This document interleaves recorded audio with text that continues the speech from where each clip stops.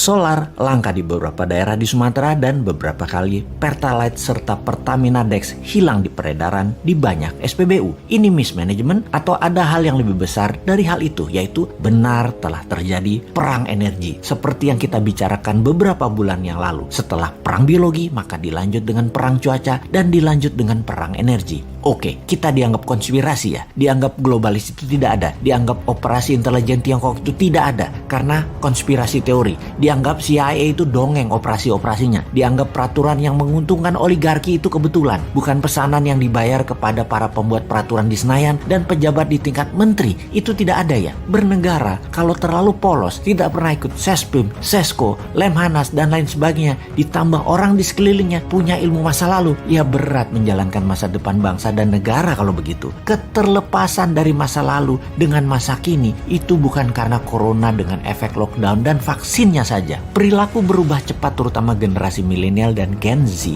karena digital teknologi membuat banyak hal berubah. Ini terjadi jauh sebelum tahun 2019, bahkan gejalanya telah memukul banyak sendi kehidupan. Matinya koran, turunnya viewer golf, meningkatnya penggunaan sabun cair, matinya mobil sedan, pemimpin banyak negara menjadi lebih muda dan wanita. Itu semua serba baru. Terlihat saat ini Indonesia masih belum ngeh juga. Pemimpinnya dan rakyatnya, baik incumbent maupun oposisi, tidak ngeh. Sedikit sekali yang memahami hal ini, dan kebanyakan yang memahami, yang sadar adalah mereka bukan makhluk politik, bahkan apolitik, anti politik. Kembali ke bidang ekonomi di mana kita tidak berpolitik, kita bisnis as usual aja. Toh salah satu sendi bernegara sejajar dengan politik namanya ekonomi. Dalam 20 tahun ini memang otak banyak orang terlalu politik. Dikedepankannya hanya jabatan, jabatan dan jabatan, bukan kebijakan dan kemanfaatan jabatan untuk rakyat yang semuanya dilindungi dengan pasukan propaganda dan media buzzer. Ekonomi yang mau kita diskusikan adalah kita sudah masuk perang energi, dan dalam perang ada yang namanya economic at war, sebuah mood perang berdasar pemahaman ekonomi. Perang Amerika Tiongkok naik ke level yang lebih tinggi, naik ke level berikutnya. Diawali di tahun 2017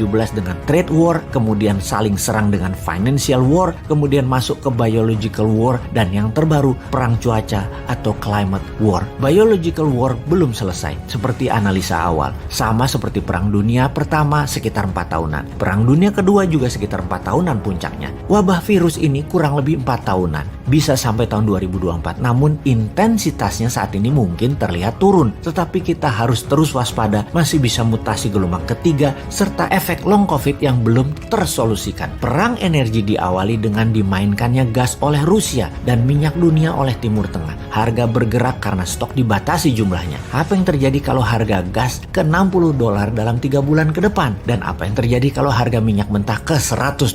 Efek pertama adalah harga komoditas seperti nikel dan lain sejenisnya akan turun karena naiknya biaya produksi. Saat ini Tiongkok energinya terbatas. 90% energi dalam negeri di Tiongkok adalah impor. Efek Indonesia makin parah karena 85% impor bahan baku produksinya dari kakak tertua, dari Tiongkok saat ini. Saat ini negara yang tidak punya sumber alam energi ketar-ketir seperti Tiongkok karena memang ditarget. Sahabat yang tidak percaya informasi ini, anggap kesimpulan kali ini hanya konspirasi teori. Begini kesimpulannya, karena Indonesia mati hidupnya adalah dengan Tiongkok, bahkan kayak provinsi dengan mata uangnya yuan dalam dagangnya, sementara mana mau Timur Tengah dibayar pakai yuan, dolar Indonesia terbatas stoknya, hutang IMF dolar belum turun juga, Indonesia miring ke Tiongkok jelas-jelas membuat bernegara anti barat, sementara barat adalah penguasa energi. Maka sangat bisa terjadi kelangkaan sumber energi minyak dan gas akan terjadi di Indonesia karena kesalahan kebijakan luar negeri dan kebijakan tidak membela rakyat mulai terasa pengaruhnya, yaitu rakyat di piramida tengah dan bawah sangat lapar. Mau solusi? Sini sama New Mind.